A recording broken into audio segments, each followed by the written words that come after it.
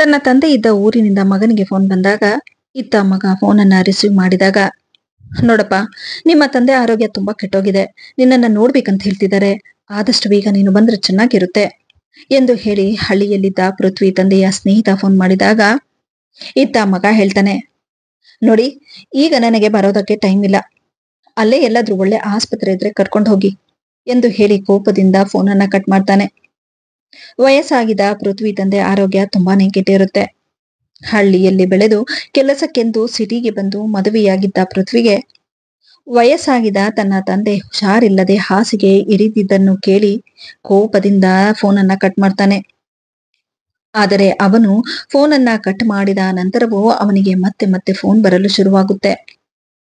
ಅದನ್ನು ನೋಡಿದ ಹೆಂಡತಿ ಹೇಳ್ತಾಳೆ, ಹಳ್ಳಿಯಿಂದ 2-3 ಸಲ ಫೋನ್ ಬಂದಿದೆ, ಒಂದು ಸಲನಾದ್ರೂ ಫೋನನ್ನ ರಿಸೀವ್ ಮಾಡಿ ಏನಂತ ವಿಚಾರಿಸಬಹುದಾಗಿತ್ತು ಎಂದಾಗ ಹೆಂಡತಿಯ ಮಾತನ್ನು ಕೇಳಿ ಕೋಪದಿಂದ ಗಂಡ ಹೇಳ್ತಾನೆ, ನೋಡು, ಯಾವಾಗ ಏನ್ ಮಾಡ್ಬೇಕು ಅನ್ನೋದು ನನಗ್ ಚೆನ್ನಾಗ್ ಗೊತ್ತು, ನಿನ್ನಿಂದ ನಾನು ಕಲಿಬೇಕು ಅನ್ನೋದೇನಿಲ್ಲ. ಕಾಫಿ ಕೊಟ್ಟಿದ್ದಾಯ್ತಲ್ಲ, ಹೋಗು, ನಿನ್ ಕೆಲ್ಸನ ನೀನ್ ನೋಡು ಎಂದು ಹೇಳಿ ರೇವತಿ ಗಂಡ ಕೆಲಸಕ್ಕೆ ಹೋಗಲೆಂದು ಆಗ ತಾನೇ ತಿಂಡಿ ತಿಂದು ಯಾವುದೇ ಯೋಚನೆ ಇಲ್ಲದೆ ನೆಮ್ಮದಿಯಿಂದ ಕಾಫಿ ಕುಡಿದು ಫೋನನ್ನು ಕೂಡ ರಿಸೀವ್ ಮಾಡದೆ ಕಾಫಿ ಕುಡಿದು ತನ್ನ ಬ್ಯಾಗನ್ನ ಎತ್ಕೊಂಡು ಸೀದಾ ಕೆಲಸಕ್ಕೆಂದು ಹೊರಟೋಗ್ತಾನೆ. ಇದ್ದ ಹೆಂಡತಿ ರೇವತಿ ಗಂಡನ ಈ ವರ್ತನೆಯನ್ನು ನೋಡಿ ಏನು ಹೇಳಲಾಗದೆ ಗಂಡ ಹೋದ ದಾರಿಯನ್ನು ನೋಡ್ತಾ ಮೌನವಾಗಿ ಬಾಗಿಲ ಬಳಿ ಬಂದು ನಿಂತುಬಿಡ್ತಾಳೆ. ಇನ್ನು ಸಂಜೆಯಾಗುತ್ತಿದ್ದ ಹಾಗೆ ಗಂಡ ಮರಳಿ ಕೆಲಸದಿಂದ ಮನೆಗೆ ಬರ್ತಾನೆ. ತನ್ನ ಬ್ಯಾಗನ್ನ ಸೋಫಾ ಮೇಲೆ ಇಟ್ಟು ಕೈ ಕಾಲು ಮುಖವನ್ನ ತೊಳೆದು ತನ್ನ ಹೆಂಡತಿಗೆ ಕೂಗುತ್ತಾ, ರೇವತಿ, ಹೊಟ್ಟೆ ತುಂಬಾ ಹಸಿತಿದೆ, ಇವತ್ತು ಮೀಟಿಂಗ್ ಇತ್ತು, ಮಧ್ಯಾಹ್ನ ಊಟ ಮಾಡೋದಕ್ಕೂ ಆಗ್ಲಿಲ್ಲ, ಬೇಗ ಊಟ ತಗೊಂಡು ಬಾ ಎಂದು ಹೇಳಿ ಟೇಬಲ್ ಮೇಲೆ ಬಂದು ಕುಳಿತುಕೊಳ್ತಾನೆ. ಇತ್ತ ಹೆಂಡತಿ ರೇವತಿ ಕೂಡ ಮೌನದಿಂದಾನೇ ತನ್ನ ಗಂಡನಿಗೆ ಊಟವನ್ನು ಬಡಿಸುತ್ತಾ ಇರುವಾಗ ಮತ್ತೆ ಅವನಿಗೆ ಒಂದು ಫೋನ್ ಕಾಲ್ ಬರುತ್ತೆ. ಆದರೆ ಈ ಬಾರಿಯೂ ತನ್ನ ಗಂಡ ಫೋನನ್ನ ರಿಸೀವ್ ಮಾಡದೆ ಇದ್ದಿದ್ದನ್ನು ನೋಡಿ ರೇವತಿಯೇ ಫೋನನ್ನ ರಿಸೀವ್ ಮಾಡ್ತಾಳೆ. ಫೋನ್ ರಿಸೀವ್ ಮಾಡಿದ್ದ ರೇವತಿಗೆ ತನ್ನ ಮಾವ ತೀರಿಕೊಂಡಿದ್ದಾರೆ ಅನ್ನೋ ವಿಷಯವನ್ನ ಕೇಳಿ ಒಂದು ಕ್ಷಣಕ್ಕೆ ಅವಳೇ ಬೆಚ್ಚಿ ಹೋಗ್ತಾಳೆ. ಅಮ್ಮ ರೇವತಿ, ನಿಮ್ಮ ಮಾವ ಇನ್ನಿಲ್ಲಮ್ಮ, ಹೇಗಾದ್ರೂ ಮಾಡಿ ನಿನ್ನ ಗಂಡನಿಗೆ ಕರೆದುಕೊಂಡು ಬಂದುಬಿಡು ಎಂದು ಹೇಳಿ ಫೋನ್ ಕಟ್ ಆಗುತ್ತೆ. ಫೋನನ್ನು ಇಡುತ್ತಾ ರೇವತಿ ರೀ ಎನ್ನುವಷ್ಟರಲ್ಲಿ ಗಂಡ ಹೇಳ್ತಾನೆ, ಫೋನಲ್ಲಿ ನೀನು ಮಾತಾಡಿದ್ದು ನಾನು ಕೇಳಿಸ್ಕೊಂಡೆ, ನೋಡು, ನನಗೆ ನಾಳೆ ದೊಡ್ಡದಾದ ಒಂದು ಪ್ರಾಜೆಕ್ಟ್ ಸಿಗೋದಿದೆ, ರಜೆ ಬೇರೆ ಇಲ್ಲ, ನಾವಲ್ಲಿಗೆ ಹೋಗೋದಿಲ್ಲ ಎಂದಾಗ ಕೋಪದಿಂದ ಹೆಂಡತಿ ಹೇಳ್ತಾಳೆ, ಎಂತ ಮಗರಿ ನೀವು, ಏನು ಮಾತಾಡ್ತಾ ಇದ್ದೀರಾ ಅನ್ನೋದು ಗೊತ್ತಾ ನಿಮಗೆ? ನಿಮ್ಮ ತಂದೆಗೆ ನೀವೊಬ್ರೇ ಮಗ, ನಿಮ್ಮನ್ನ ಬಿಟ್ಟು ಅವರು ಹೊರಟೋಗಿದ್ದಾರೆ, ತಂದೆ ತೀರಿಕೊಂಡಿದ್ದಾರೆ ಅಂದ್ರು ನೋಡಕ್ ಹೋಗೋದಿಲ್ಲ ಅಂತ ಹೇಳ್ತಾ ಇದ್ದೀರಲ್ಲ, ಇಂಥ ಮಕ್ಕಳನ್ನ ಪಡೆಯೋದಕ್ಕೆ ನಿಮ್ಮ ತಂದೆ ತುಂಬಾ ಪುಣ್ಯ ಮಾಡಿದ್ರು. ನೋಡಿದವರು ಏನ್ ಹೇಳೋದಿಲ್ಲ, ನೋಡಿ, ನೀವು ಇಲ್ಲೇ ಇರಿ, ನಾನು ನನ್ನ ಮಗಳು ಹೋಗ್ಬಿಟ್ಟು ಬರ್ತೀವಿ ಎಂದು ಹೇಳಿ ಕೋಪದಿಂದ ರೇವತಿ ರೂಮಿಗೆ ಬಂದು ಬಟ್ಟೆಗಳನ್ನ ಪ್ಯಾಕ್ ಮಾಡ್ತಾಳೆ. ಆದರೆ ಅವಳ ಗಂಡ ಮಾತ್ರ ಸ್ವಲ್ಪ ಹೊತ್ತಿಗೆ ಮೌನವಾಗಿ ಯೋಚನೆ ಮಾಡ್ತಾ ಅಲ್ಲೇ ಕುಳಿತು ಬಿಡ್ತಾನೆ. 10 ನಿಮಿಷಗಳ ನಂತರ ರೂಮಿಗೆ ಬಂದು ತನ್ನ ತಂದೆಯ ಬಳಿ ಹೊರಡಲು ಆತನು ಕೂಡ ರೆಡಿ ಆಗ್ತಾನೆ.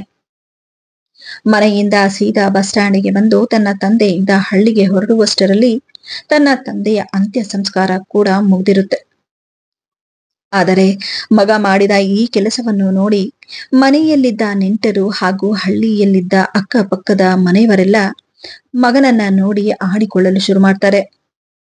ಇರೋ ಒಬ್ಬ ಮಗ ಹೆತ್ತ ತಂದೆ ಅಂತ್ಯ ಸಂಸ್ಕಾರ ಮಾಡದೆ ಇದ್ದ ಮೇಲೆ ಇಂತಹ ಮಕ್ಕಳಿದ್ದು ಏನು ಪ್ರಯೋಜನ ಅನ್ನೋ ಮಾತುಗಳು ಅವನ ಹೆಂಡತಿಯ ಕಿವಿಗೆ ಬೀಳುತ್ತೆ.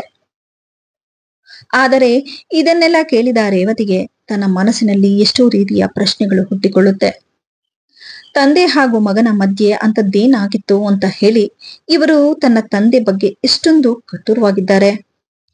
ತಂದೆ ತೀರಿಕೊಂಡ್ರು ಅವರ ಮುಖವನ್ನು ಕೂಡ ನೋಡೋದಕ್ಕೆ ಹಿಂಜರಿತಿದ್ದಾರೆ ಎನ್ನುವುದು ಅವಳ ಪ್ರಶ್ನೆಯಾಗಿತ್ತು. ಇನ್ನು ಮನೆಯಲ್ಲಿ ಕಾರ್ಯ ಎಲ್ಲ ಮುಗಿದ ನಂತರ ಒಬ್ಬೊಬ್ಬರಾಗಿ ಅವರ ನೆಂಟರೆಲ್ಲ ಅವರವರ ಮನೆಗಳಿಗೆ ಹೊರಡುತ್ತಾರೆ. ಅಲ್ಲಿಗಾಗಲೇ ಅತ್ತೆ ಮಾವ ಇಲ್ಲದ ಆ ಮನೆ ಖಾಲಿ ಅನಿಸ್ತಿತ್ತು. ಆದರೆ ಪೃಥ್ವಿಯ ವಯಸ್ಸಾಗಿರೋ ಚಿಕ್ಕಮ್ಮ ಹಾಗೂ ಚಿಕ್ಕಪ್ಪ ಮಾತ್ರ ಮನೆಯಲ್ಲೇ ಇರ್ತಾರೆ. ಹಾಗೂ ಹೀಗೂ ಅಂದು ರಾತ್ರಿ ಕಳೀತಾರೆ. ಬೇರೆ ದಿನವೇ ರೇವತಿ ಪೃಥ್ವಿಯ ಚಿಕ್ಕಮ್ಮನ ಬಳಿ ಬಂದು ಪೃಥ್ವಿಯ ಈ ವರ್ತನೆಗೆ ಕಾರಣವಾದರೂ ಏನು ಎಂದು ಕೇಳುತ್ತಾ ಅವರನ್ನ ಪ್ರಶ್ನೆ ಮಾಡಿದಾಗ ಪೃಥ್ವಿ ಚಿಕ್ಕಮ್ಮ ಹೇಳಿದ ಮಾತನ್ನು ಕೇಳಿ ಒಂದು ಕ್ಷಣಕ್ಕೆ ರೇವತಿಯೇ ಬೆಚ್ಚಿ ಬೀಳ್ತಾಳೆ. ಹೌದಮ್ಮ, ಪೃಥ್ವಿ ತಂದೆ ಒಳ್ಳೆ ಗೌರ್ಮೆಂಟ್ ಕೆಲಸದಲ್ಲಿದ್ದವನು. ಆದ್ರೆ ಅದೇನೋ ಹೇಳ್ತಾರಲ್ಲ, ದೊಡ್ಡವರು ಮಾಡೋ ಕೆಲಸಕ್ಕೆ ಜೀವನ ಪೂರ್ತಿ ಮಕ್ಕಳು ವನವಾಸ ಪಡಬೇಕು ಅಂತ ಹೇಳಿ, ಆ ರೀತಿ ಪೃಥ್ವಿ ತಂದೆಗೆ ಅವರ ತಾಯಿ ಒಂದು ಸಂಬಂಧವನ್ನ ನೋಡ್ತಾರೆ. ಅದು ಬೇರೆ ಯಾರು ಅಲ್ಲ, ನಿಮ್ಮ ಅತ್ತೆ. ಆಕೆಗೆ ಓದು ಬರಹ ಗೊತ್ತಿಲ್ಲ. ಕಡು ಬಡತನದಲ್ಲಿ ಬೆಳೆದ ಆಕೆನ ತಂದು ನಿಮ್ಮಜ್ಜಿ ಮಗನಿಗೆ ಮದುವೆ ಮಾಡ್ತಾರೆ. ಈ ಮದುವೆ ಪೃಥ್ವಿ ತಂದೆಗೆ ಕೂಡ ಇಷ್ಟ ಇರ್ಲಿಲ್ಲ. ತನ್ನ ತಾಯಿಯ ಬಲವಂತಕ್ಕಾಗಿ ಅವನು ಕೂಡ ಈ ಮದುವೆಗೆ ಒಪ್ಕೊಳ್ತಾನೆ. ಆದ್ರೆ ಜೀವನ ಪೂರ್ತಿ ಹೆಂಡತಿಯಿಂದ ದೂರ ಇದ್ದು ತನ್ನ ಕೆಲಸದ ಕಡೆ ಗಮನ ಹರಿಸ್ತಾನೆ. ಗೌರ್ಮೆಂಟ್ ಕೆಲಸದಲ್ಲಿರೋದ್ರಿಂದ ಅವನು ಒಂದೇ ಕಡೆ ಇದ್ದು ಕೆಲಸ ಮಾಡ್ತಾ ಇರ್ಲಿಲ್ಲ. ಇನ್ನ ಪೃಥ್ವಿ ತಾಯಿ ಓದು ಬರಹ ಗೊತ್ತಿಲ್ಲದೆ ಕಡು ಬಡತನದಲ್ಲಿ ಬೆಳೆದಿರುವ ಹುಡುಗಿಯಾಗಿರೋದ್ರಿಂದ ಆಕೆಗೆ ಒಳ್ಳೇದೇನು ಕೆಟ್ಟದೇನು ಒಂದು ಗೊತ್ತಾಗ್ತಿರ್ಲಿಲ್ಲ. ತನ್ನ ಅತ್ತೆ ಮನೆಯಲ್ಲಿ ತನ್ನ ಆಸೆ ಆಕಾಂಕ್ಷೆಗಳನ್ನೆಲ್ಲ ಒಡೆದು ಯಾವುದೇ ಅಧಿಕಾರ ಇಲ್ಲದೆ ಎಲ್ಲರೂ ಹೇಳೋ ಹಾಗೆ ಕೇಳ್ಕೊಂಡಿರ್ತಿದ್ಲು. ಗಂಡ ಜೊತೆಯಲ್ಲಿರ್ಲಿ ಇಲ್ದೆ ಹೋಗ್ಲಿ, ತನ್ನ ಅತ್ತೆ ಹೇಳಿದ್ದೇ ವೇದ ವಾಕ್ಯ ಅನ್ನೋ ಹಾಗೆ ಮದುವೆಯಾದ ಮೇಲೆ ಜೀವನ ಮಾಡ್ಕೊಂಡು ಕಾಲ ಕಳಿತಿದ್ಲು. ಆದ್ರೆ ಎಲ್ಲೋ ಒಂದು ಕಡೆ ತನ್ನ ಗಂಡ ಜೊತೆಯಲ್ಲಿಲ್ಲ ಅನ್ನೋ ಕುರುಗು ಕೂಡ ಅವಳಿಗೆ ಸದಾ ಕಾಡ್ತಿತ್ತು. ಆದರೆ ಪೃಥ್ವಿ ಅಜ್ಜಿ ಮಾತ್ರ ಅವರ ಸ್ವಾರ್ಥಕ್ಕಾಗಿ ಸೊಸೆನ ಯಾವತ್ತೂ ಸೊಸೆಯಾಗಿ ನೋಡ್ದವ್ರಲ್ಲ. ಈ ಮನೆಯಲ್ಲಿ ಅವಳು ಒಂದು ದಿನಾನೂ ನೆಮ್ಮದಿಯಾಗಿದ್ದವಳಲ್ಲ. ದಿನ ಒಂದಲ್ಲ ಒಂದು ಕಾಟ ಕೊಡ್ತಾನೆ ಇರ್ತಿದ್ರು. ನಿಮ್ಮ ಅತ್ತೆಗೂ ಒಬ್ಬ ನಾದನಿ ಕೂಡ ಇದ್ಲು. ಅವಳಂತೂ ನಿಮ್ಮತ್ತೆಗೆ ಕೊಡಬಾರದಂತಹ ಕಾಟ ಕೊಡ್ತಾ ಇದ್ಲು. ದಿನ ನಿಮ್ಮತ್ತೆ ಕಣ್ಣೀರಲ್ಲೇ ಕೈ ತೊಳಿತಿದ್ಲು. ತನ್ನ ಕಷ್ಟ ಸುಖನ ಹೇಳಿಕೊಳ್ಳೋದಕ್ಕಂತ ಹೇಳಿ ಜೊತೆಯಲ್ಲಿ ಗಂಡ ಇಲ್ಲ. ತಂದೆ ತಾಯಿ ಮನೆಗೆ ಹೋಗೋಣ ಅಂತಂದ್ರೆ ಕಿತ್ತು ತಿನ್ನೋ ಬಡತನ. ಇದನ್ನೆಲ್ಲ ನೋಡಿ ಏನು ಮಾಡೋ ಪರಿಸ್ಥಿತಿಯಲ್ಲಿ ಅವಳಿರೋದಿಲ್ಲ. ಹಾಗಾಗಿ ಎಲ್ಲವನ್ನ ಸಹಿಸಿಕೊಂಡು ಹೋಗ್ತಿದ್ಲು. ಹೀಗೆ ಒಂದು ದಿನ ಅವಳ ಅತ್ತೆಗೆ ಲಕ್ವ ಹೊಡೆದು ಹಾಸಿಗೆ ಹಿಡಿದು ಕೊನೆಗೂ ಅವರು ಕೂಡ ತೀರ್ಕೊಳ್ತಾರೆ. ಇನ್ನು ತಾಯಿ ತೀರಿಕೊಂಡಿರೋ ವಿಷಯ ಗೊತ್ತಾಗಿ ಪೃಥ್ವಿ ತಂದೆ ತನ್ನ ತಾಯಿಯ ಸಂಸ್ಕಾರ ಮಾಡೋದಕ್ಕಂತ ಹೇಳಿ ಮನೆಗೆ ಬರ್ತಾನೆ. ಕಾರ್ಯ ಎಲ್ಲ ಮುಗಿದ ಮೇಲೆ ಅವನು ಮತ್ತೆ ಕೆಲಸಕ್ಕಂತ ಹೊರಡೋದಕ್ಕೆ ನಿಂತಿರ್ತಾನೆ.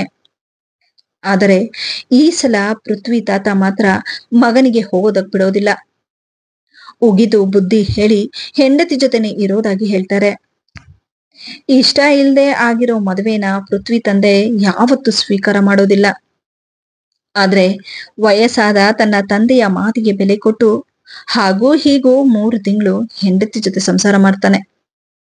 ಅದರ ಪ್ರತಿಫಲನೇ ನಿನ್ನ ಗಂಡ ಪೃಥ್ವಿ ಹುಟ್ಟಿದ್ದು. ಆದ್ರೆ 3 ತಿಂಗಳು ಸಂಸಾರ ಮಾಡಿದ್ಮೇಲೆ ಅವನು ಮತ್ತೆ ಕೆಲಸಕ್ಕಂತ ಹೊರಟೋಗ್ತಾನೆ. ಕೆಲಸಕ್ಕಂತ ಹೋದವನು 3 ವರ್ಷವಾದ್ರೂ ಹಿಂತಿರುಗಿ ನೋಡಲ್ಲ. ಅಷ್ಟರಲ್ಲೇ ನಿನ್ನ ಅತ್ತೆ ಪೃಥ್ವಿಗೆ ಜನ್ಮ ಕೊಡ್ತಾಳೆ.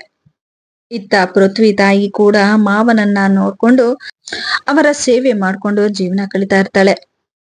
ಪೃಥ್ವಿಗೆ 3 ವರ್ಷ ಮುಗಿದ ನಂತರ ಪೃಥ್ವಿ ತಾತ ಕೂಡ ತೀರ್ಕೊಳ್ತಾರೆ.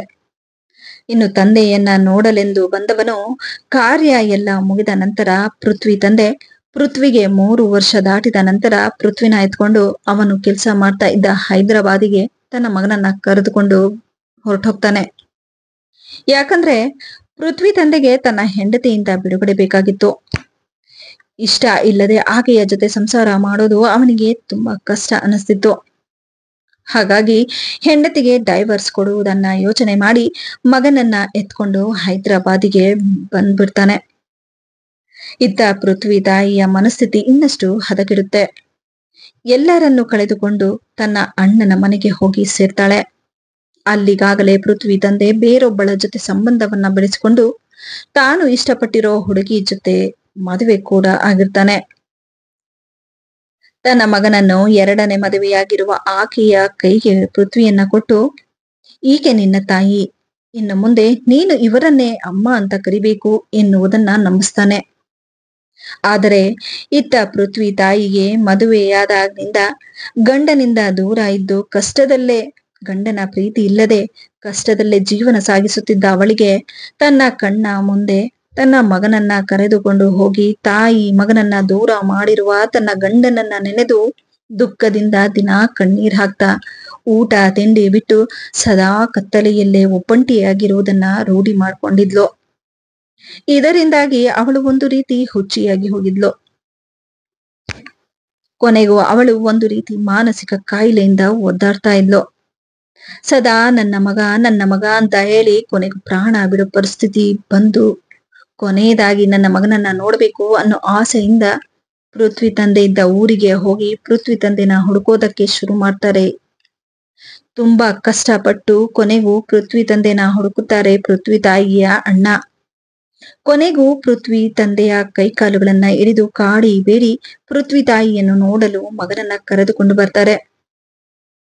ತಾಯಿಯನ್ನು ನೋಡಲು ಬಂದ ಪೃಥ್ವಿ ತನ್ನ ತಾಯಿಯನ್ನು ನೋಡಿ ಒಂದು ರೀತಿ ಆಕರ್ಷಣೆ ಶುರುವಾಗುತ್ತೆ.